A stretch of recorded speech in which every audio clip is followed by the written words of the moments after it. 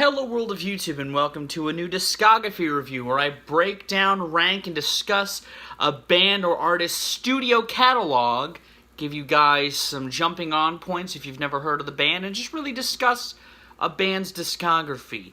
And this time I'm doing another viewer poll winner. If you'd like to partake in the polls for the next discography review, check out the Twitter. It's where I post the polls. Usually 4 artists up for vote, and like last time, this won by 1 fucking vote. It is the British post-punk revival indie rock dance punk group Bloc Party.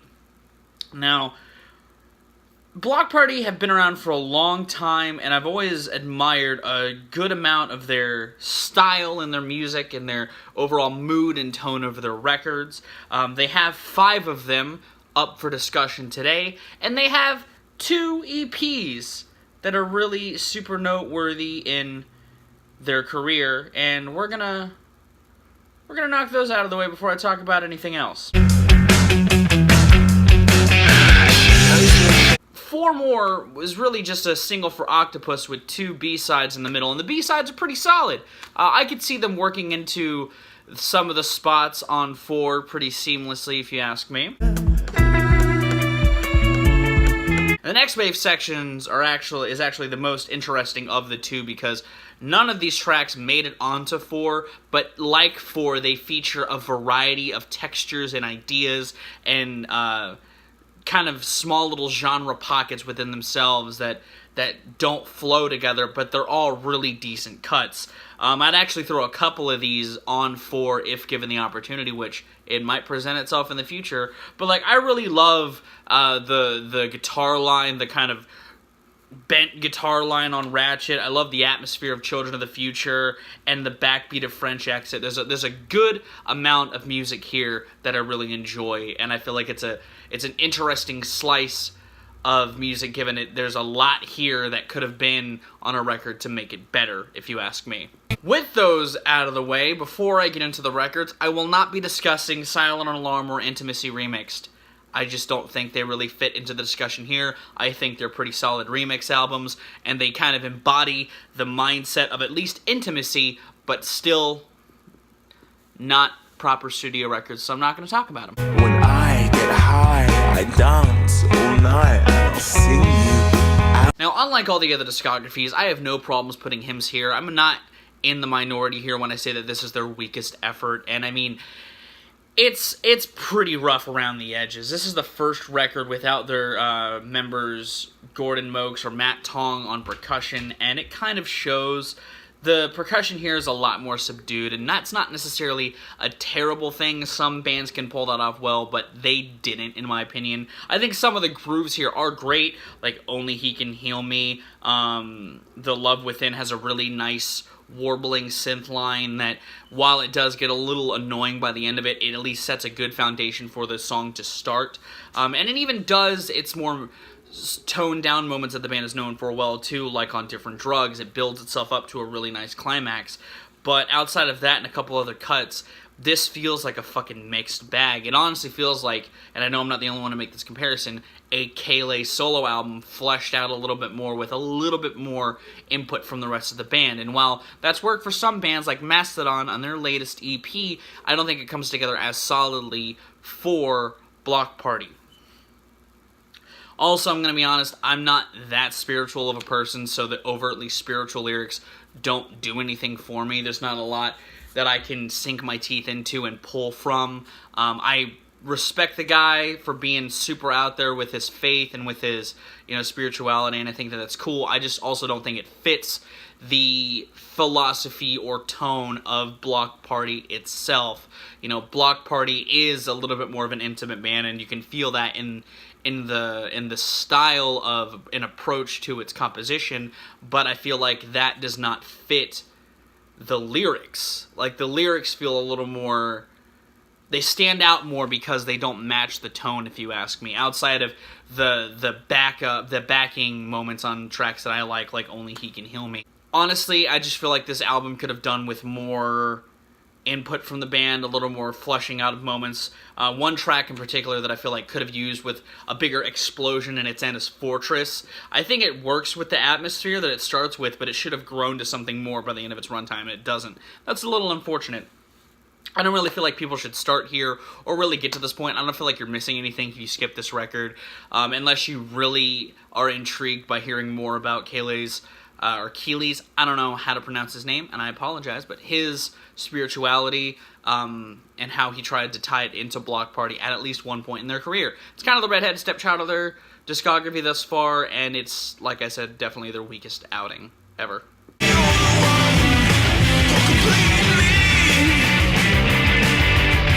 Now, I know there's a sect of the Bloc Party fandom that doesn't like this record, and I don't think it's as good as their records after or around this record, obviously, if you can tell by its place on the list. But I think it's pretty good. Like, it's pretty solid, you know. And one of the big reasons why, even though there's a bigger focus on electronics, like on Zephyrus and Mercury and a handful of other cuts on this record, Matt Tong's drums are fucking amazing on here. I mean, the first run of this record, Aries through Halo, is just fantastic cut after fantastic cut, partially because the rest of the band pulls together some good instrumentals, and Matt Tong plays his fucking ass off. Even if on Aries, Kayleigh is rapping his verses, it doesn't feel unnatural, even with the almost cacophonous electronics, because the band is so fucking in top form on it.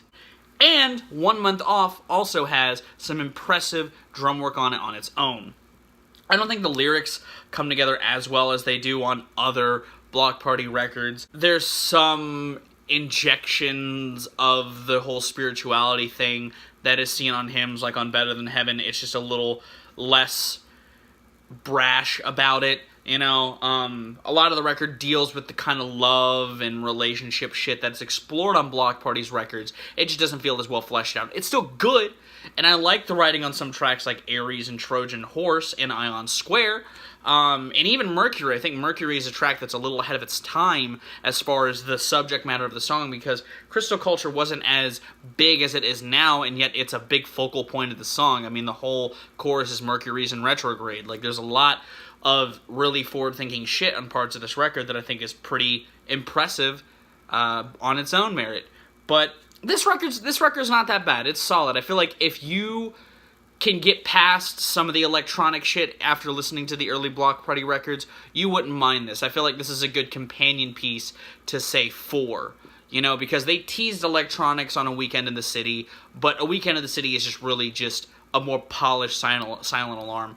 This feels like a step up, or this feels like a proper point from A Weekend in the City, but if you don't mind some of the experimentation sonically that you hear on 4, you really wouldn't mind Intimacy. And that's ultimately why I like Intimacy, because I liked it before 4 came out, and I think it's still good post 4.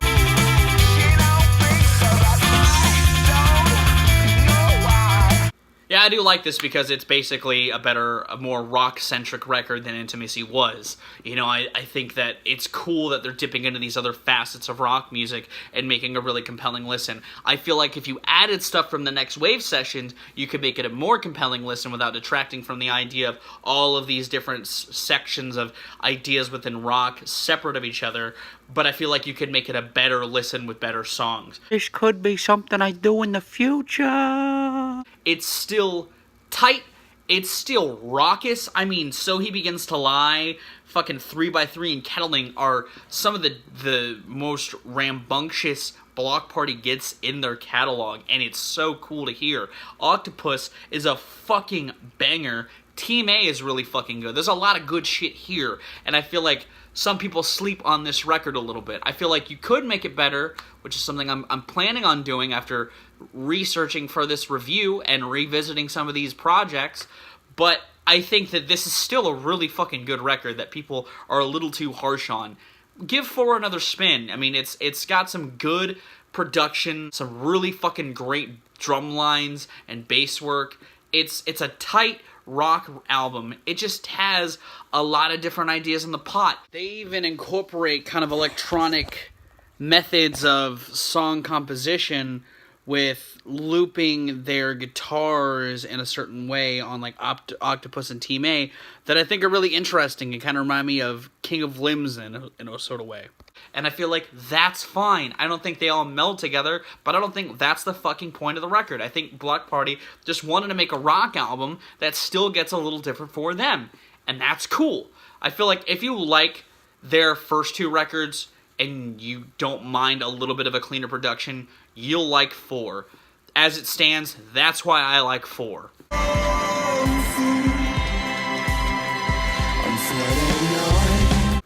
Yeah, like 4, I think people are a little too hard on A Weekend in the City. Yeah, it's a little cleaner. Yeah, Hunting for Witches has some electronic textures here and there, along with Flux and On. But I think On kind of brings the electronics into the same realm as Silent Alarm. But that's fine. Again, I don't mind when a band experiments with their sound a little bit. And I fucking love some of the QT moments like Waiting for the 718. I think it's one of my favorite Bloc Party songs. It's a really sweet sentiment that extends a lot of the ideals present on Silent Alarm. It's a good expansion on their debut sound. Is it as tightly written? No. Is it detracted a little bit by its cleaner production? Kind of. But it's still got a lot of character, it's still got a lot of charm, and it's still a tight fucking listen.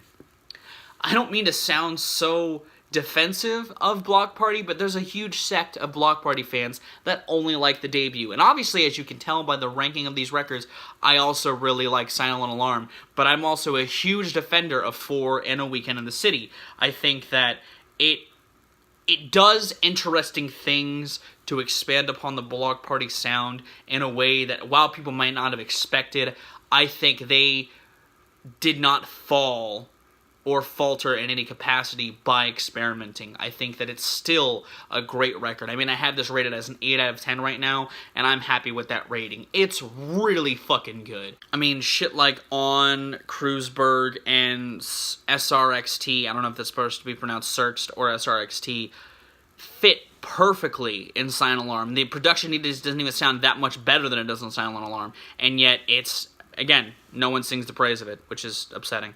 It's just not as good as their debut, and that's kind of the problem I think a lot of people have, was that they wanted another Silent Alarm when they should have just kept their expectations a little more tapered, and they would have had just as fine of an experience. I mean, listen, this happens to a lot of bands. Look at Interpol. You know, a lot of bands in the 2000s especially. Look at the Strokes. I feel like the Strokes have a fan base that embrace more of their records past Is This It? But Is This It is usually regarded as like the one really good album, and then everything from Room on Fire afterwards is viewed as meh. While I like a lot of the Strokes catalog past Is This It, I also like some of the Interpol albums after Turn on the Bright Lights. It's nice when a band continues to pay them off in spades, like Algiers or Idols, but obviously those are rare exceptions. And it's not, again, to downplay the greatness of the records post-Silent Alarm. I do feel like there's a lot of good merit in A Weekend in the City. I just feel like it's, because of its cleaner production, because the writing isn't as strong, and because they incorporated electronics on a couple of parts of songs, it really threw people through a loop. And that's upsetting, because this is a good record. It's a really damn good record, if you ask me.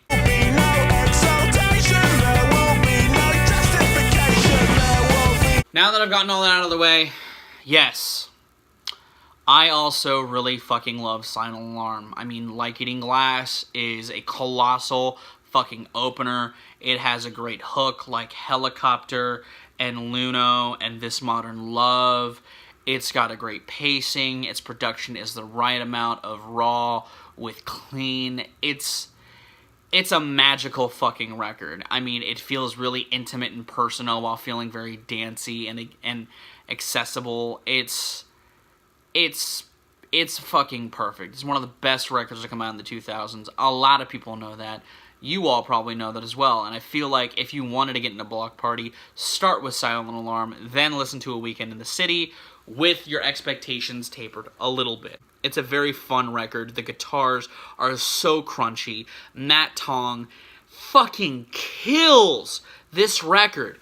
I'm so glad Matt Tong is still getting work, because his work in Bloc Party is unfucking fucking precedented. I didn't talk about it much on the Weekend in the City, but his drums are still as good as they are here. The guy is just an amazing drummer, one of the most underrated in the genre, if you ask me. I mean, he is a blinding force of just intricacy. Like, Eating Glass is one of my favorite drum lines in a song because it just builds so perfectly, and his fills are just fantastic, and the guitars build up to such a good climax on not just that song, but a lot of the record. There's a lot of cool effects with the guitars on here. Kele just sings his ass off. It is a record that a lot of people love. I'm in the same boat. I love this thing. If you haven't listened to it for some reason, give it a spin. It's a classic for a reason. And it's just unfortunate that even though they've made records after this that are also good, people only focus on this. That's why I want to sing my praises, but I really want to showcase you should listen to the records past this too, because the writing is still good in a lot of instances. It's just not as good as it is here. And that's my piece on Silent Alarm. It's great. It's a really great record, but they've also written other good projects. And that's my take on Bloc Party. Hopefully you agree. Maybe if not, I understand. If you enjoyed this, I hope you did. I don't know what I'm talking about, but I'm gonna go. Next Discography review is dropping in April. Poll will go up in March. Stay tuned on the Twitter for more updates. Thank you for watching. Thank you for liking. I have been Viral Rack. You guys have good These Lives and Situations, and I'll see you another day. This is such a good record!